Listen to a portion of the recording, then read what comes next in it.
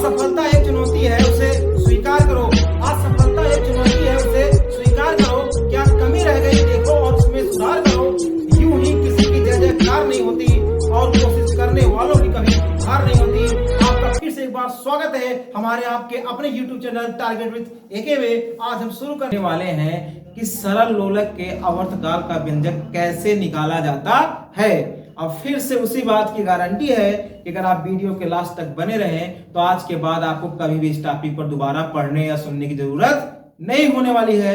तो समय न लेते हुए शुरू करते हैं अपने इस टॉपिक को। मान लेते हैं कि माना एक स्मॉल द्रव्यमान का एक लोलक है जिसकी लंबाई यल है। स्मॉल यल है, एक डोरी से लटकाया गया एक लोलक है, ठीक है, जिसको एक धागे से, यानी कि जिसकी लंबाई कितनी है यल, धागे की लंबाई कितनी है यल। इसे मान लो अगर ये हमारी उंगली धागा है और ये लोलक है तो ऐसे लटकाए हैं, तो इसका द्रव्यमान क्या स्मॉल एम, और जो ये धागा है हमारी उंगली जो धागा है उसकी लंबाई कितनी मानी जाएगी स्मॉल यल। फिगर में दिख रहा है कि मान लेते हैं ये क्या है, एक लोलक है जिसका द्रव्यमान स्मॉल एम है तथा एक डोरी से बंधा हुआ है। उस डोरी की लंबाई कितनी है स्मॉल यल है, और इस डोरी को एक दृढ़ आधार से बांध दिया गया है जिसका नाम क्या है यस है।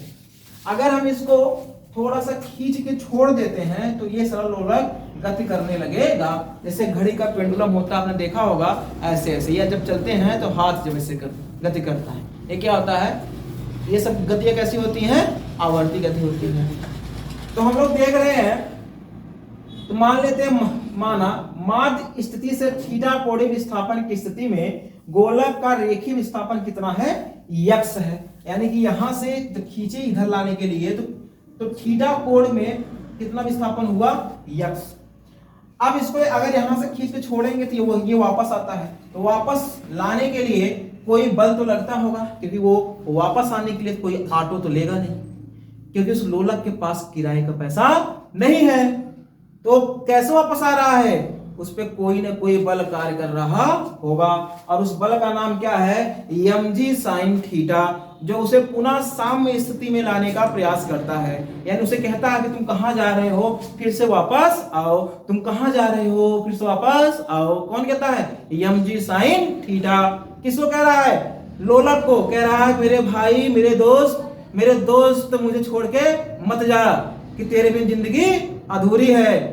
और लेकिन वो दोस्त कौन है, mg sin थीटा है, जो लोलक को वापस लाना चाहता है।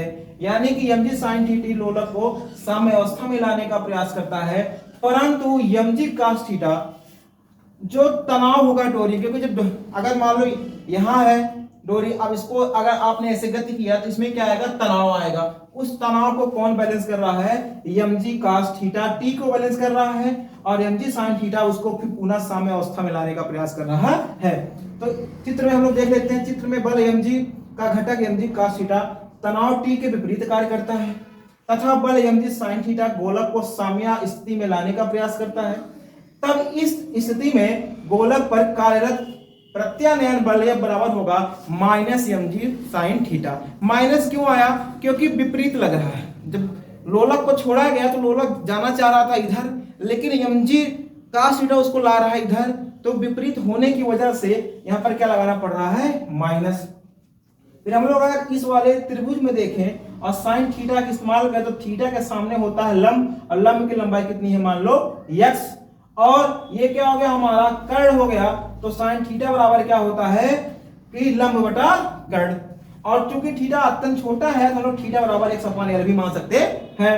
तो समीकरण नंबर 1 और समीकरण नंबर 2 को जो संतुलित करेंगे तो आ जाएगा f बराबर mg x/l, क्योंकि समीकरण नंबर 1 में साइन थीटा का मान दिया गया x/l। फिर हम m को पश्चांतर करेंगे तो आएगा f बटा m बराबर -g गुणे x/l, और यह भी हमारा क्या होता है, त्वरण होता है। लेकिन यहां पर कैसा त्वरण आएगा, कोणीय त्वरण आएगा। क्यों, क्योंकि सरल आवर्त गति हो रही है। क्या हो रही है, सरल आवर्त गति हो रही है, इसलिए यहां पर त्वरण ए ना लाकर क्या लाएंगे हम लोग, अल्फा।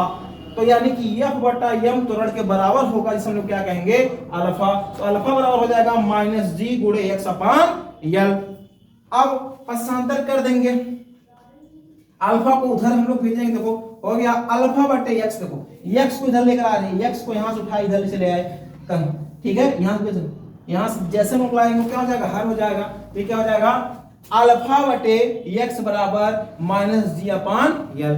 माइनस चिन्ह को हम लोग हटा सकते हैं क्योंकि हम लोग जानते हैं विपरीत होने की वजह से माइनस आया था। त्वरण भी क्या काम कर रहा है, विपरीत, इस वजह से क्या आ रहा है, माइनस। तो हम लोग कह सकते हैं कि अल्फा बट्टा एक्स बराबर क्या, माइनस जी अपान एल, या केवल जी अपान एल कह सकते हैं। फिर हम लोग क्या करेंगे, पूरे के पूरे को पलट देंगे, अंश का हर का अंश कर देंगे, यानी x को ऊपर कर देंगे, अल्फा को नीचे, l को ऊपर, g को नीचे। ऐसा क्यों कर रहे हैं, ताकि हम विस्थापन बटा त्वरण पा जाएं, क्योंकि t बराबर होता है 2 पाई करड़ी में विस्थापन बटा त्वरण। तो हम किसका मान ढूंढ रहे हैं, विस्थापन बटा त्वरण का। तो विस्थापन क्या था हमारा x, त्वरण क्या था अल्फा। इस वजह से इस समीकरण को फिर से क्या करेंगे, उलट देंगे, और तब आवर्तकाल t बराबर होता है 2 पाई रूट में विस्थापन बटा त्वरण। अब विस्थापन बटा त्वरण का मान ही कितना है, L अपान जी है। और इस हिसाब से आ गया हमारा आवर्तकाल। आप वीडियो को रोक के नोट बना सकते हैं, आप स्क्रीन शॉट लेके मत भागिए मेरे भाई। ये जो टाइम है ना, जब आप अपने लिए टाइम नहीं देंगे तो फिर आप किसी और के लिए कुछ क्या कर पाएंगे जिंदगी में। इसलिए जब भी पढ़ो मन से पढ़ो और अंत तक पढ़ो, और अगर नए हो तो चैनल को सब्सक्राइब भी करो। फिर मिलते हैं नए वीडियो में नए टॉपिक के साथ। जय हिंद।